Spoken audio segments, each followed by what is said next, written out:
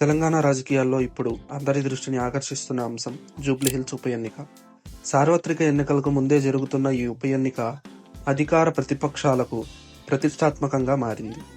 ఈ ఉప ఎన్నిక జూన్ 2025లో సిట్టింగ్ ఎమ్మెల్యే బీఆర్ఎస్ నాయకుడు మాగంటి గోపీనాథ్ ఆకస్మిక మరణంతో అనివార్యమైంది. దీనితో నవంబర్ 11న పోలింగ్, నవంబర్ 14న కౌంటింగ్ జరగనున్నాయి.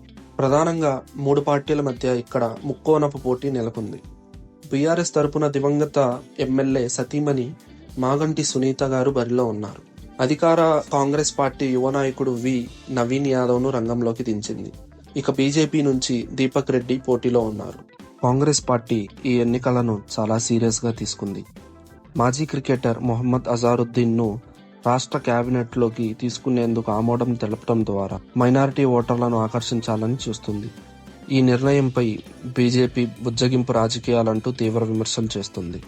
అటు బీఆర్ఎస్ సైతం కాంగ్రెస్ వైఫల్యాలను ఎత్తుచూపుతూ ప్రచారం కొనసాగుతుంది. మరో కీలక పరిణామం ఏమిటంటే ఎంఐఎం పార్టీ ఈ ఉప ఎన్నికలలో కాంగ్రెస్ అభ్యర్థికి మద్దతు ప్రకటించింది. ముస్లిం ఓటర్లు అధికంగా ఉన్న ప్రాంతాలలో ఎంఐఎం కాంగ్రెస్ తరపున ప్రచారం చేస్తుంది.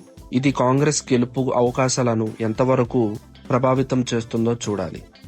జూబ్లీహిల్స్ నియోజకవర్గంలో అభివృద్ధి, స్థానిక సమస్యలు, పార్టీ హామీలు ఓటర్లను ఏ విధంగా ప్రభావితం చేస్తాయో అని అందరూ ఆసక్తిగా ఎదురు చూస్తున్నారు. మొత్తం మీద జూబ్లీహిల్స్ ఉప ఎన్నిక తెలంగాణ రాజకీయాలకు ఒక టెస్ట్ కేసుగా మారింది. నవంబర్ 14న వెలువడే ఈ ఫలితం కోసం అందరూ ఉత్కంఠంగా ఎదురు చూస్తున్నారు.